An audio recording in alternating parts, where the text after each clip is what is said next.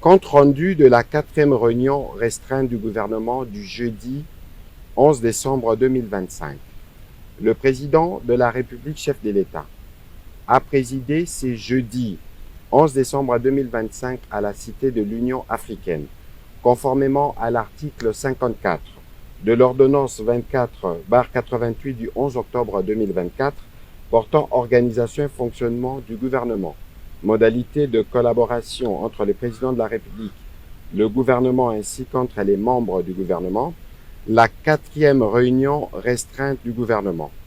3 points étaient inscrits à l'ordre du jour. 1. Communication du président de la République, chef de l'État. 2. Points d'information. 3. Examen et adoption de textes. Au chapitre 1 du Conseil de ministres de ce jour, le président de la République avait un point unique dans sa communication. Il s'agit de l'aggravation de la situation sécuritaire dans l'Est du pays. Le 4 décembre 2025, la République démocratique du Congo et la République du Rwanda ont signé à Washington DC un accord de paix historique, fruit d'efforts diplomatiques soutenus et porteur d'un espoir légitime pour mettre un terme définitif au cycle de violence qui endeuille notre nation depuis plus de 3 décennies. Cet accord engageait les parties à cesser immédiatement les hostilités, à favoriser la désescalade et à ouvrir la voie à une stabilité durable dans notre région.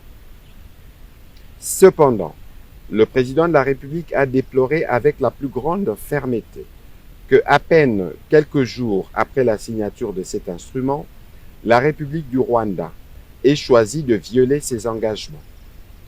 Elle a intensifié les opérations offensives dans les provinces du Nord Kivu et du Sud Kivu avec pour objectif manifeste de s'emparer de nouvelles agglomérations. Cette escalade militaire, contraire à l'esprit et à la lettre de l'accord de Washington, aggrave dramatiquement une situation humanitaire déjà critique. Pertes en vies humaines, déplacements massifs, destruction d'infrastructures, traumatisme collectif et précarisation accrue de populations déjà fragilisées. Face à cette nouvelle provocation, le président de la République en a appelé à la responsabilité et à la vigilance de toutes les institutions de la République. Il a invité le gouvernement, sous la coordination de Madame la Première ministre, à travers le vice-premier ministre, ministre de l'Intérieur, Sécurité et Décentralisation, ainsi que le vice-premier ministre, ministre de la Défense nationale et ancien combattant, à demeurer pleinement mobilisés. Il a également invité l'ensemble de nos forces de défense et de sécurité à maintenir le niveau d'alerte requis pour faire face à cette énième agression et protéger l'intégrité territoriale de notre pays. Dans cet esprit, le président de la République a annoncé la convocation imminente d'une réunion interinstitutionnelle ainsi que d'un Conseil supérieur de la défense élargi afin d'approfondir l'analyse de la situation et d'arrêter en toute souveraineté les options appropriées pour maîtriser l'évolution des opérations et garantir partout la sécurité de nos populations. Au deuxième chapitre du Conseil restreint de ce jour, relatif aux points d'information, un seul point d'information, les chefs d'état-major général de forces armées de la République démocratique du Congo, spécialement invité à cette réunion, a fait le point de la situation sécuritaire sur les différents terrains opérationnels.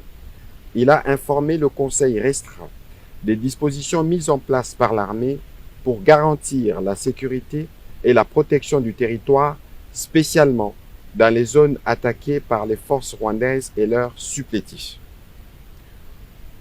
Au troisième chapitre du Conseil de ministres de ce jour, relatif à l'examen et à l'adoption d'un projet de texte, le ministre d'État, ministre de la Justice et garde de Sceaux a présenté au Conseil les projets de loi portant prorogation de l'état de siège à partir du 18 décembre 2025. Après débat et délibération, le Conseil restreint a adopté ces projets de texte. Commencé à 15h48, la réunion restreinte du gouvernement a pris fin à 17h20. Je vous remercie.